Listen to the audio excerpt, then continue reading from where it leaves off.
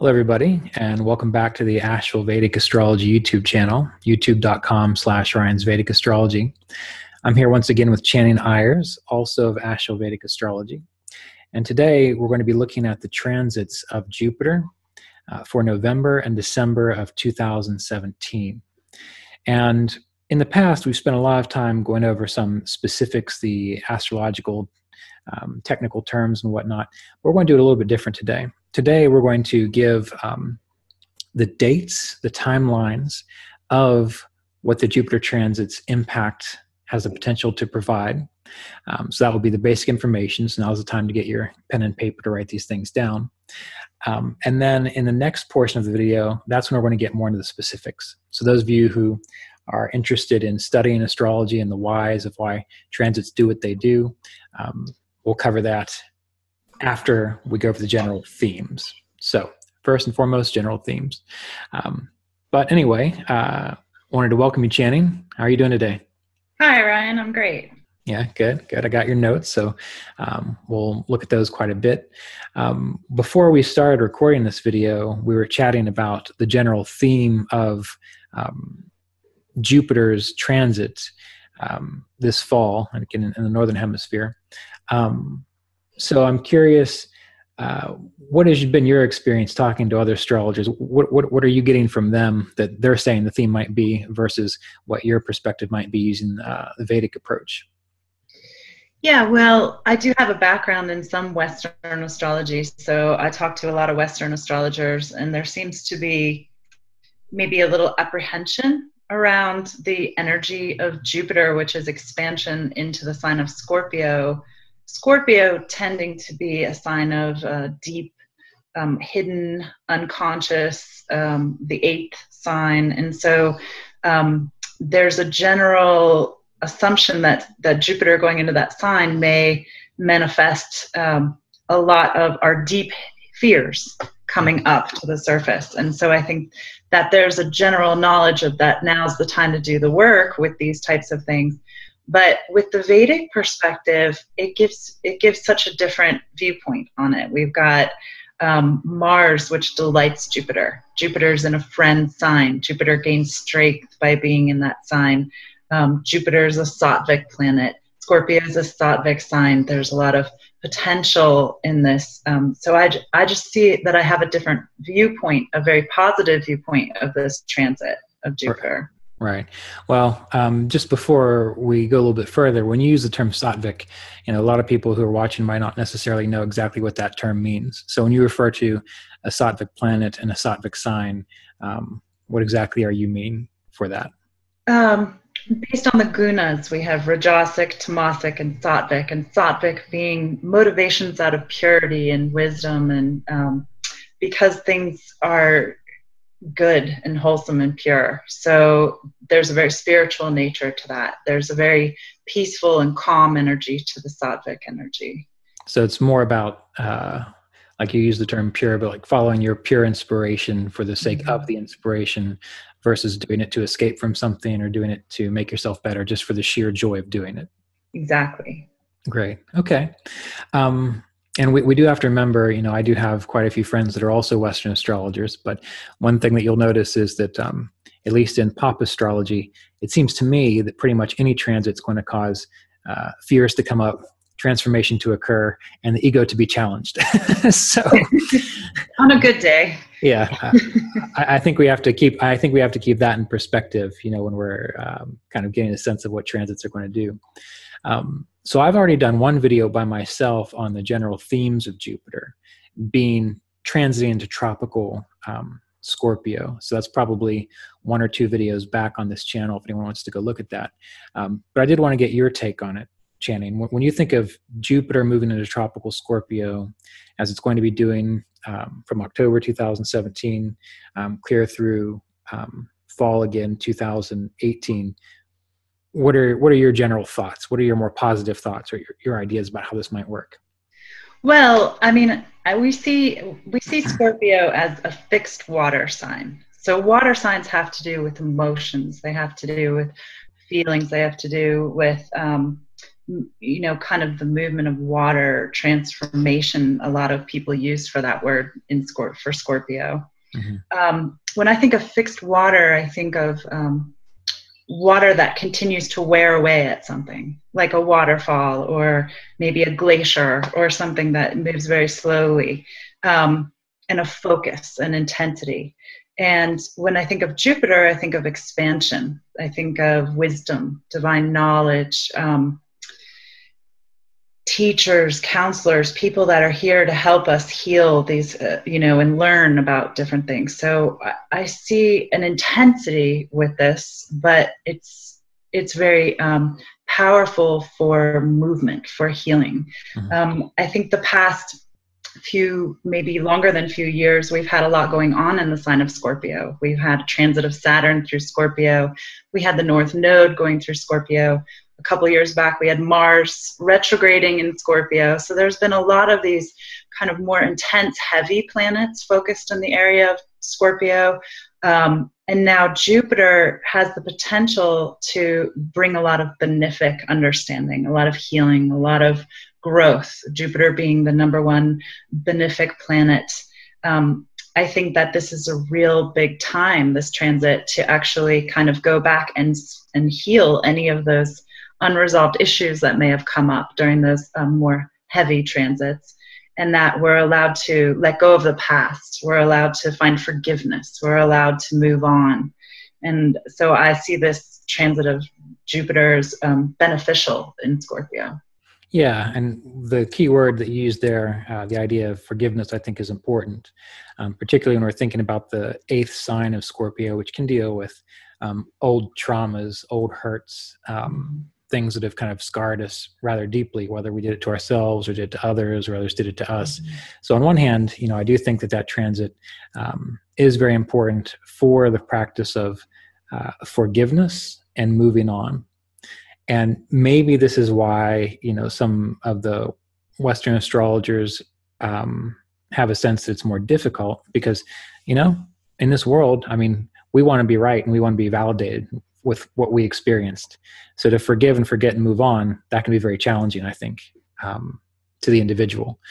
And the idea of the whole Sattvic approach that you mentioned, it's also important because, if we think about it, if we've been eating beans and hot dogs and cheddar cheese all our life, and finally we decide that it's time to focus on our health, and the person says, oh, well, all you got to do is, start eating more fresh fruits and vegetables, some whole grains, and, don't eat packaged foods, as though it's the easiest thing in the world. But if you're addicted to the more difficult digestible things, it's going to be hard and it's going to be challenging for you. So I think we need to be very clear that just because something's challenging doesn't mean it's necessarily a bad thing. It's just an opportunity for positive change, which sounds like that's what you're getting at here with this transit. Yeah, and I think that with Jupiter, it's going to be significantly less challenging and more finding support, finding the right perspective, being able to see things from a new way, being able to understand things with a different take on it, so that it's less about maybe, the struggle, like the heaviness of Saturn or the confusion of Rahu, but it's more of this, I feel really supported. When I think about forgiveness or I think about letting this go, it becomes easier, kind of support. Right. Yeah, good. Well, what we'll do now is we'll go ahead and segue into what I'm going to do is I'm going to look at the notes that we've got, and I'm going to summarize the general ideas of particular time periods without getting into the astrological jargon. And then we'll come back and Channing and I will discuss the reasons why astrologically things are going to be the way they are, or the potential is there for them. So it seems like we've got all these lined up, but I'm just going to do a general overview here. And if you go to ashevillevedicastrology.com, there's a blog post there called Jupiter and Scorpio, October 2017 to January. And this blog post was done, I think, a few weeks ago, if I recall. So there are certain aspects of it that are earlier than what this video has. So that's why we're focusing specifically on November and December. So from the beginning of November up into November 7th, One of the things that we have is Mercury and Jupiter will also be Rashi aspecting the signs of Aries, Cancer, and Capricorn. So what does this mean for us as the trends, the experience? Well, typically when we get Mercury and Jupiter together, there's going to be a focus on balancing our personal, our work, and our home life. So the very first week of November, November 1st through November 7th, the focus is on developing a harmonious balance between personal, work, and home life. Now we have to remember that this is occurring in the 8th sign of the zodiac, Scorpio, which can show us that personal sacrifices and transformation are needed for this balance to occur. So you might have to take some time, sit down and ask yourself, what do I need to do to get this balance? Where do I need to have proper boundaries with my work? Where do I need to have proper boundaries with the time I'm taking care of the kids versus the time that my spouse is taking care of the kids? And so that is the hard work that is required, but the focus is on developing these healthy boundaries.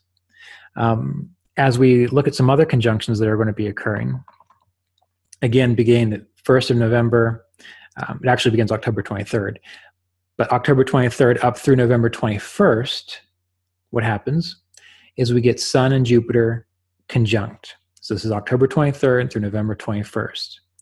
And what is the most important things to focus on during this kind of conjunction with Jupiter being in tropical Scorpio? Well, there are 5 specific things to pay attention to. There's a better support towards finding out what's causing long-term health problems, greater understanding of what is required for improved well-being, but the focus is on solutions to greater vitality and health. So the 1st of November, clear through November 21st, it's a wonderful time to explore these things. When Sun and Jupiter get together, this is also wonderful for leadership positions. So people who have or are seeking opportunities for greater leadership positions, this is the time to begin applying for these things, making it known that you are interested in these things, striving to achieve leadership positions. On another note, Jupiter represents wealth. And so having Jupiter and Sun conjunct can give positive investments in gold or things from the ocean. So investing in things from the ocean, investing in gold can be supportive. Jupiter is a planet dealing with counselors, advisors, and ministers. So what this means when Jupiter and Sun get together is that it can be a wonderful time to seek out and benefit from counselors, ministers, and advisors, because they're going to be working at full capacity. They're going to be running on all 8 cylinders this time. And finally, again, from the 1st of November up through the 21st of November, we're going to see that this is an excellent time to begin new educational endeavors or to begin taking classes in a subject that's dear to you. So Jupiter and Sun will support new educational endeavors or starting a new course of study in something that's dear to you. Now, we have to remember that as we look through these things, there's going to be some time periods that overlap because there are going to be multiple things going on at once. So for example, between November 3rd through 5th, this is an extremely important time during November because we're going to find that the full moon will be opposite Jupiter. The full moon will be in Taurus, where it's exalted Mula Trikona. Jupiter will be opposite, and Venus will be Rashi aspecting Taurus. So what do we find in this regard?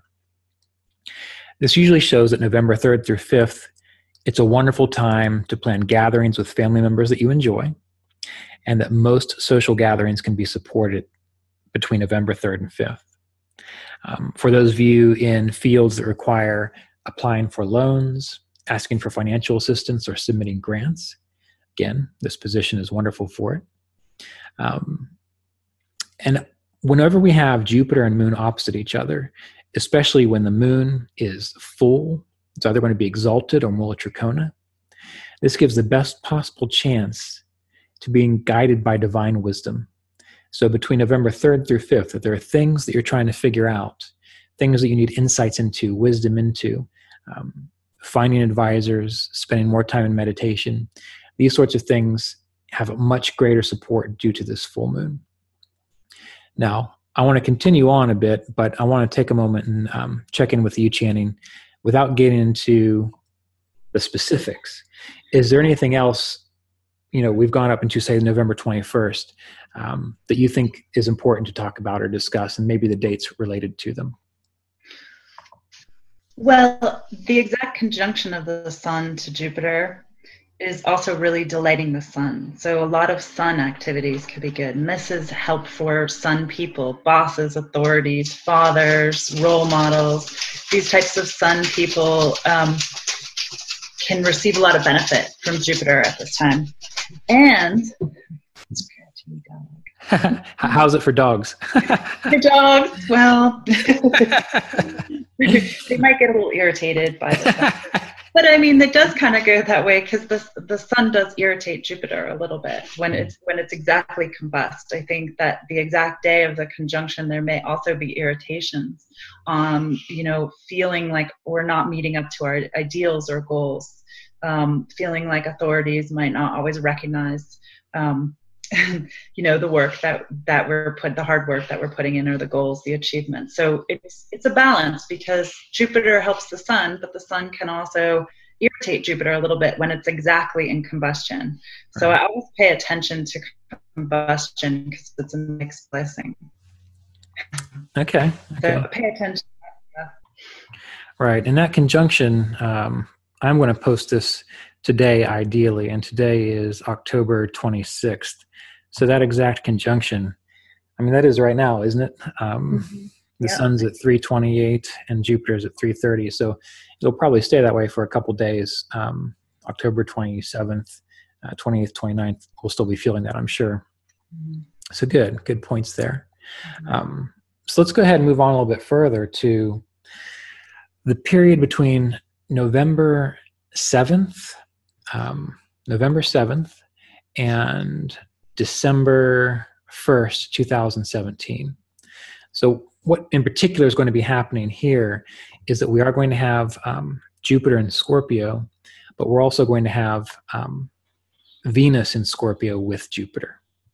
And what occurs when Jupiter and Venus get together? Well, a few things. Again, November 7th through December 1st. It's a wonderful time to be deepening one's relationships with intimate partners. Venus and Jupiter are both teachers in our Vedic myth, and they're both devoted to knowledge. So November 7th through December 1st, it's going to be a wonderful time to seek out relationship advice, counsel on how to improve one's relationships so they can flow more smoothly. This can also show a time for luxuriating and vacation. So if you want to take more time for yourself, Jupiter and Venus in tropical Scorpio can support that for you. One of the difficult things with this transit is that there can be a focus towards more addictive tendencies. So if you have the capacity and the tendency to more often than not ignore your responsibilities and to give in more to escapist tendencies, such as addictions of any sort, really, whether it's Facebook or food or drugs or whatever it might be, you need to be very cautious during this time because it could become a little bit worse for you.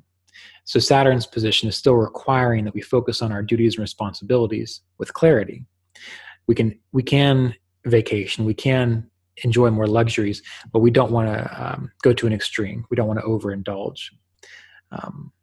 And another thing that we can see with Jupiter and Venus in the sign of Scorpio is it can be wonderful for devotional services, devotional prayers, devotional meditation, kirtan, anything that could tangibly purify your environment through devotion. This combination of Jupiter and Venus can be important. And we will come back. I know Channing and I discussed this early on. We're going to talk about some of the other issues with Venus and Jupiter, why they might cause some problems for you, but that'll be in the second half. And finally, since we're focusing primarily on November and December, there is one larger theme occurring between December 10th, it's going to be all of December, and even into January. And that's going to be a conjunction of Jupiter and Mars in Scorpio. So a lot of things have the potential for working very well with this combination. We're going to list them. December 10th through January 26th. Number one, Jupiter and Mars together, they create Guru Mangala Yoga. This can give a focus on managing one's wealth, legacy, or a state with great wisdom. So if you have to turn your attention to wealth, your legacy, or managing an estate, your estate, your ideas, your guidance, the activities you take will be much better supported at that time. Planning one's personal financial future, or if you are involved in work that deals with the future of an organization or business, or starting a new business, the financial planning and exploration is supported by this Jupiter-Mars conjunction in Scorpio. Putting your energy and enthusiasm towards long-term goals. If you do it between December 10th and January 26th, you have a greater likelihood of growing your long-term goals with support and consistency, because Jupiter is the wisdom, Mars is the logic and the power, so you will do it very well. Activities or karmas that are related to improving your future in any way are going to have a great amount of support, because Jupiter is also going to be in an adult state. We'll talk about that in a bit, which gives more energy and zeal, or it helps that Mars tap more into that energy and zeal of Mars, or excuse me, it helps Jupiter tap more into the energy and zeal of Mars. And finally, Jupiter and Mars together, they give a great capacity for yogic meditation processes. So undertaking more intensive spiritual practices for seasoned meditators, or beginning a new study of yogic meditation for novices, all these are advised during this transit between December 10th and January 26th. So the overall summary of that time period is to plan long-term, decide on a purpose, put it into action, and let the power of Mars serve as the dynamic engine of wisdom guided by Jupiter to help improve your life and to even change the direction for your life if you're interested in that. So for these time periods, Channing, do you have any general thoughts or ideas or other things to mention that people should know about before we get into the nitty-gritty of the whys? Okay. I think that Venus with Jupiter is a good time for artistic exploration. I think Jupiter can really expand Venus, and so the eye and the ability to see and perceive beauty can be enhanced. So it's a really creative aspect. So turning focus on creating can be a really wonderful way to work with that. Mm-hmm. Also focus on sensuality. So being very balanced with these things, not trying to achieve our desires through outer fulfillment, but still being able to enjoy the joy that comes. There's a lot of potential for happiness during this transit. So it's a matter of stepping back and understanding the bigger picture, but still being in the moment and being able to enjoy those small fulfillments that Venus and Jupiter can bring. Right. And then with Mars, when Mars is delighted by Jupiter and in its own sign, I think my dog is talking, it helps benefit Mars type things. So anything that's going to fix a problem, and I had written down the potential for more positive outcomes from surgery, or positive outcomes from things like acupuncture, things that are going to really be Mars-oriented procedures, have a lot of support at that time. Okay, yeah, that's an excellent point. Having Jupiter and Venus both benefics in Scorpio, again, which does deal with that inner healing, those inner waters of well-being. So yeah, acupuncture and surgery, that's great. So let's go ahead and start back over. So this is part 2 of our video. Those of you who need to rehear what we've already discussed, well, just rewind the video, start over, take better notes. But what we're going to do now is go a little more detail for those of you studying astrology about why the planets might be doing what they're doing, what is sort of going on behind the scenes, technically speaking. So since I did most of the talking there, Channing, I'd like to turn it over to you just to get started on all this. When we think about these initial transits that are going to be happening in November, such as the Sun conjunct Jupiter, the full moon in Taurus opposite Jupiter, and so on. When you're looking at these things, what is going on behind the scenes that you're seeing as reasons why they might be better, or reasons why there might be things to pay attention to astrologically? Well, I like the transit of Mercury and Jupiter and Scorpio together, because what that does is it Rashi aspects all the signs that are Rashi aspects. So Rashi aspects Capricorn, Aries, and Cancer, as well as Scorpio. So all four of those houses get a double manifesting aspect. Right. So whatever those houses are in your chart, I would expect them to have more, you'd have more manifestive potential in there. If it's going to rule your second house, money. If it's going to rule your fourth house, more enjoyment with the home and emotional foundation, whatever the house is specific to your chart. And so that's a real positive time when Mercury and Jupiter are looking at the same houses. Right. And that's, speaking to the idea of the houses, when we think about the natural signs as well, again, this is October 18th, really through November 7th.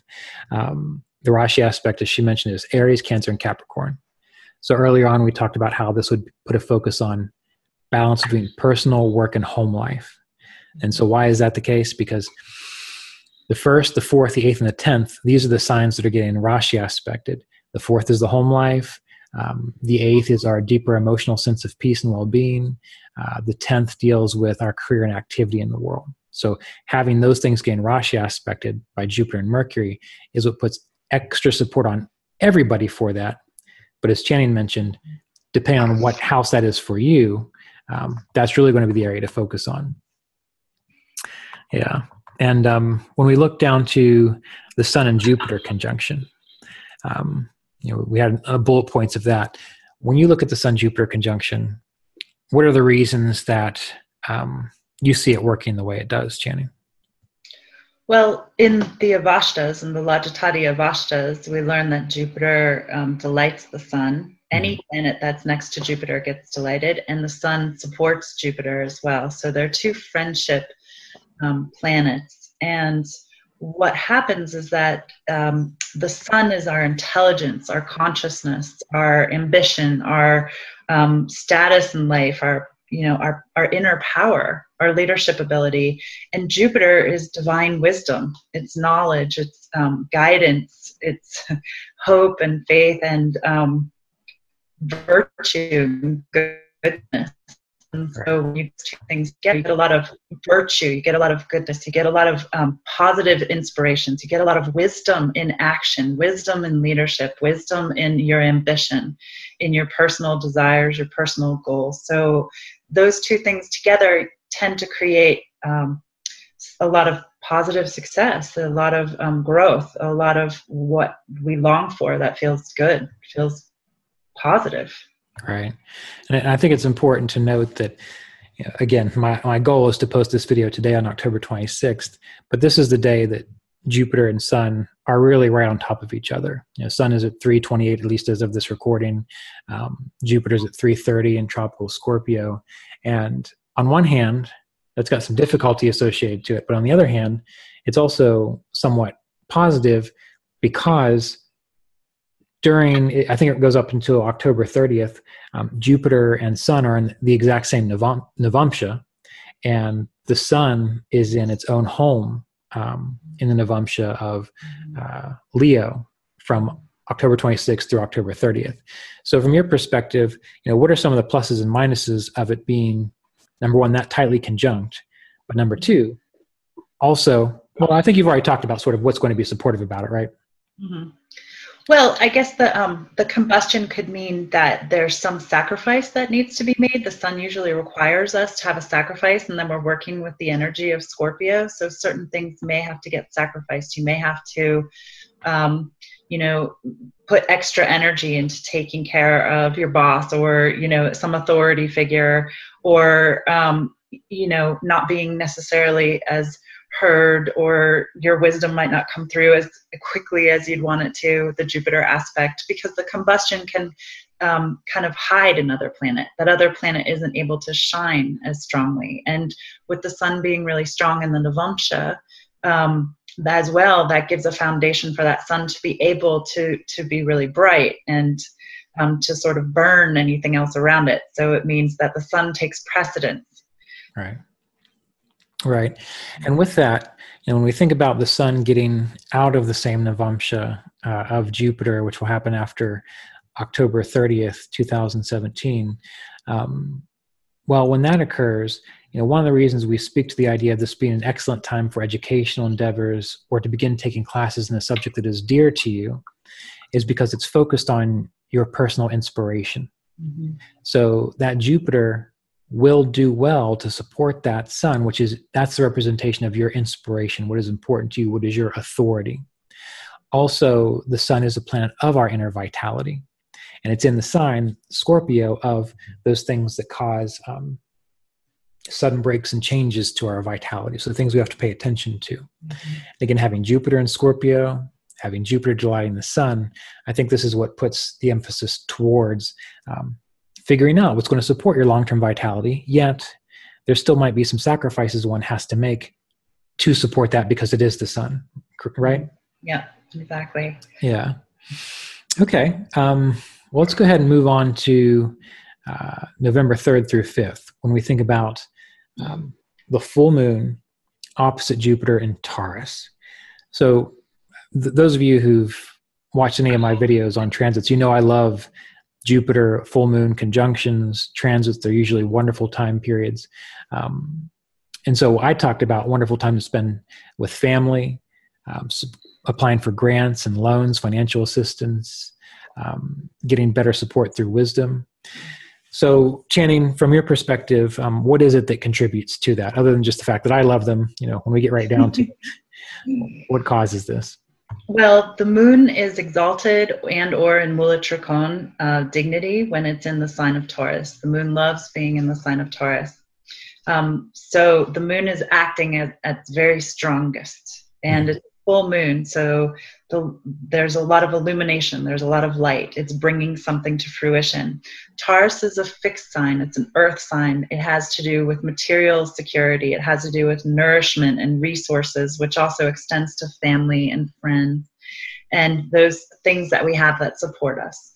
Right. So with this opposition, we've got a very powerful second house, eighth house sign, second sign, eighth sign opposition. So it has to do with our resources. It has to do with the resources we have and the resources that we share with other people. So like you said, it's a great time to ask for support in building a foundation for our overall financial well-being through what we already have and through what other people can support us with. It kind of ties those two things in together.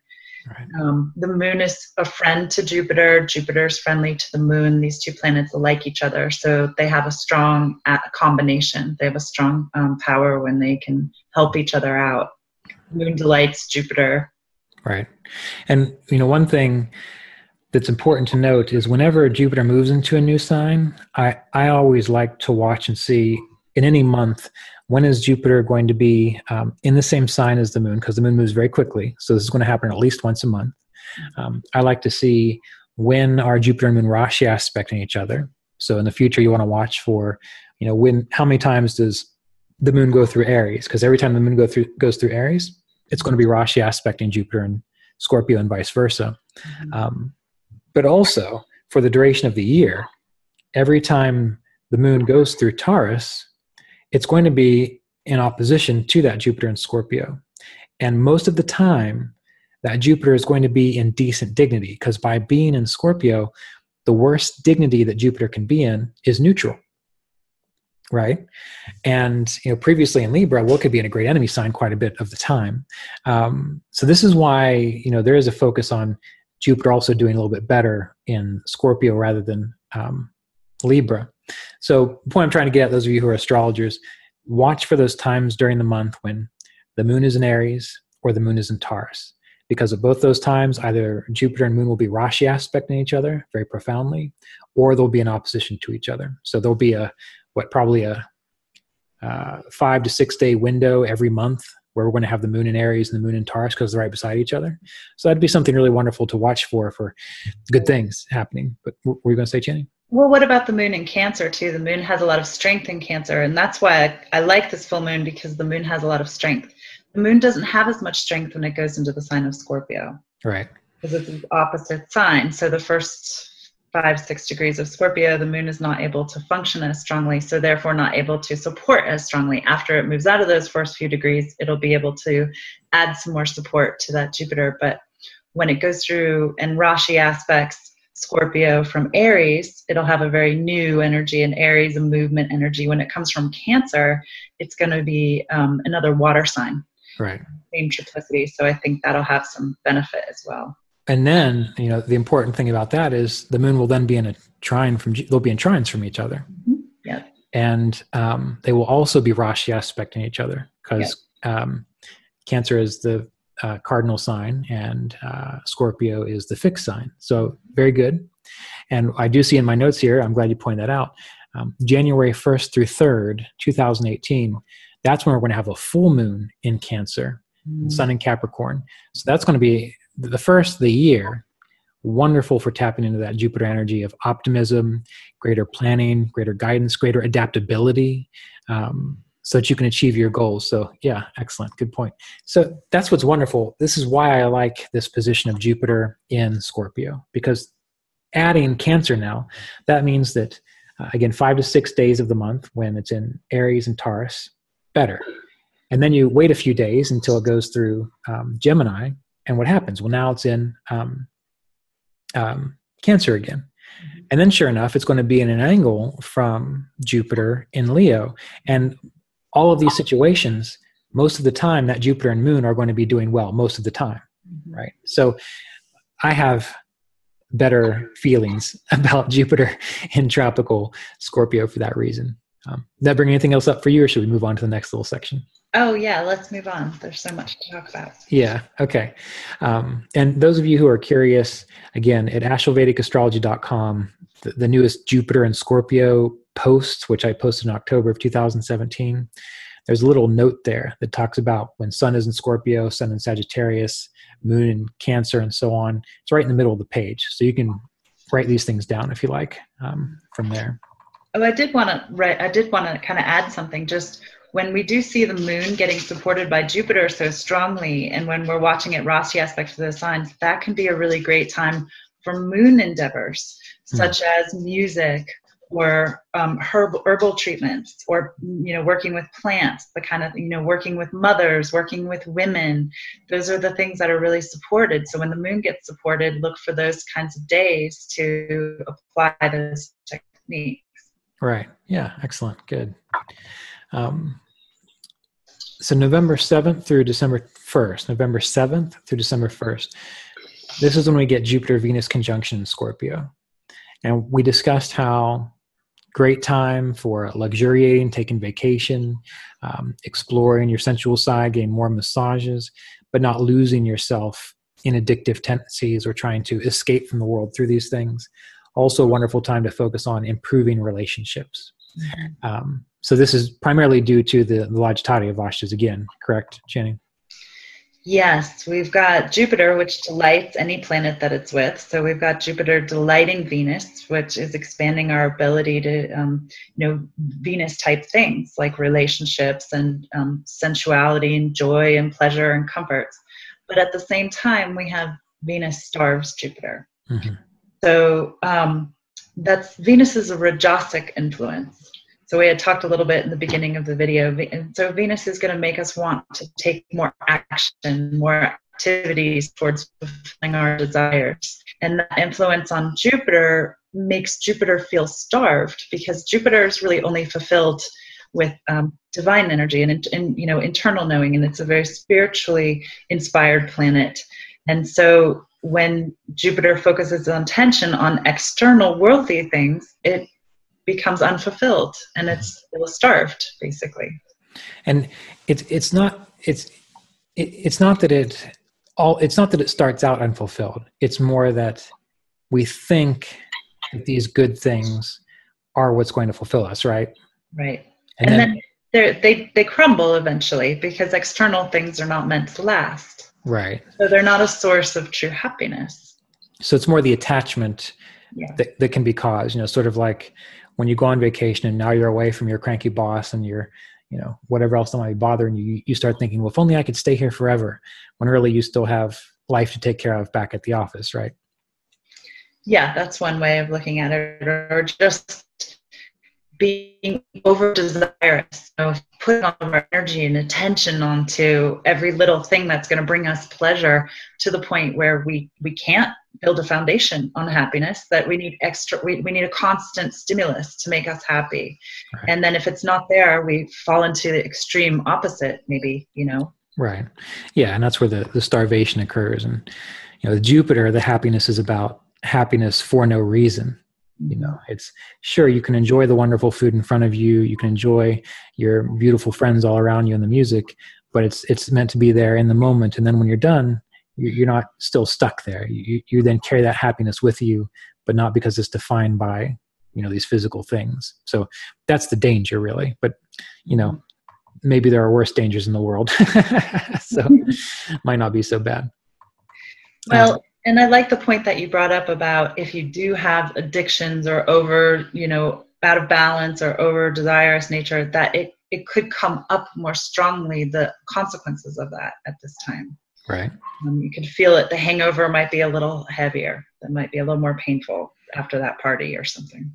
Right. Because, if you think 3 drinks are great in this time period, you'll think, 13 are wonderful. And then you find out it's not. Yeah. So then December 10th through January 26th, this is when we get Jupiter and Mars conjunction Scorpio. Now, I think this is a wonderful period for multiple reasons. But I'll let you go ahead and take it away first, and then I'll jump in as we go. Well, when we look at the manifestive qualities, we have the ruler of Scorpio in the sign of Scorpio. Mm-hmm. So there's a strong manifesting potential for all Scorpio things, along with Aries, because it's going to be Rashi aspecting Aries, and it rules Aries as well. Right. And Mars delights Jupiter. Mars adds the ability to intelligently fix problems, to Jupiter. Jupiter's wisdom, and Mars likes to fix things. Mars likes to get in there and take things apart and put them back together in a more logical, efficient way. Mm-hmm. And so with those 2 planets together, we're going to potentially have a lot of ability to fix problems very intelligently, efficiently, quickly, put our energy exactly where it needs to go, and it can take care of what needs to be taken care of. Right. Yeah. And, when we look really deeply into the chart for this kind of transit, some of the more important things is that for a lot of the time period between December 10th and January 26th, there's a smaller window, which is December 12th through the 21st, where this seems to be on overdrive. And that's because we're going to find that Jupiter is in Scorpio in the D9 and the D10. So we get Jupiter and Scorpio in the D9 and in the D10. And what does that do? Well, that gives us more emphasis towards the positive scorpionic energy of Jupiter. Jupiter is going to be in neutral dignity, sure, but he's also going to be in a Yuva Avashta for most of this duration of Jupiter-Mars transit. And what does that mean, Yuva Avashta? That's when a planet is pretty much, whether it's an even sign or an odd sign, right in the middle of the sign. That means that it's got full force, full maturity, adult status. It's like, you're a teenager, you can do a lot of things, but you still can't live on your own and do whatever you want. But when you're an adult, well, then you're responsible for yourself. You can take action as you see fit. And that's what happens when Jupiter is right in the middle of this sign in Scorpio. And of course, as Channing has mentioned, with Mars being with Jupiter, that Mars is delighting Jupiter. And it's going to delight Jupiter not just in the Rashi chart, but since it's together, it's actually in the same sign, it will delight that Jupiter in all the other Vargas as well as all the other areas of life of all the other divisional charts. So that's why this particular time period, December 10th through January 26th, with the peak of it, I think, the highest, most energetic point being December 12th through 21st, 2017, wonderful for long-term goals, planning, getting things done, fixing problems, everything Channing mentioned, everything we talked about earlier. So there's a lot of great stuff with that Jupiter-Mars conjunction in Scorpio. So, yeah, what else, anything else on your mind about all this, Channing? Well, I just really love Mars's ability to get in there and fix problems. So that's a really great time to focus on any of the, solution oriented, which we had talked about. Jupiter through the whole transit of Scorpio is going to be very solution oriented, and this time frame specifically is going to have a lot of potential for solutions to arise and new ideas as well. Right. Yes. And we'll close with this thought. And I think that was a great little seed there, is that it's about new ideas, new opportunities, seeing things differently, not approaching things from the old mindset. So as we think about Jupiter moving into Scorpio, which is, or not Scorpio, yeah, Jupiter in Scorpio tropically, for November and December, it's about seeing things differently, doing things differently. But this is going to be accurate for the duration of 2018 as well. And more than likely, Channing and I will also do follow-up videos following Jupiter into January, February, March, and so on of 2018. But see things differently. Don't try to repeat the same old situations. See how you can forgive and forget the problems that you've created, that other people have created, and how can you live your new life. I think that's probably the main theme for this Jupiter transit in tropical Scorpio. Right. Good. So thank you again for being with us today, Channing. It was great. Glad you could make it. What we'll try to do, if you're up for it, we know that Saturn's going to be transiting into tropical Capricorn very soon, December and January coming up. So maybe we can do some videos speaking to that transit of Saturn going into Capricorn as well, at least for 2018. Yeah, I think that'll be a good time to pay attention to. And also we're going to maybe talk a little bit about Jupiter in the Navamsha, because Jupiter will be moving into the sign of Capricorn as well in the D9 for several months as it retrogrades. So we may want to pay special attention to what that looks like and Saturn's influence on Jupiter. Right. Excellent. All right. Well, we'll do it. So thanks again, and we'll be in touch soon. All right. Okay. Take care.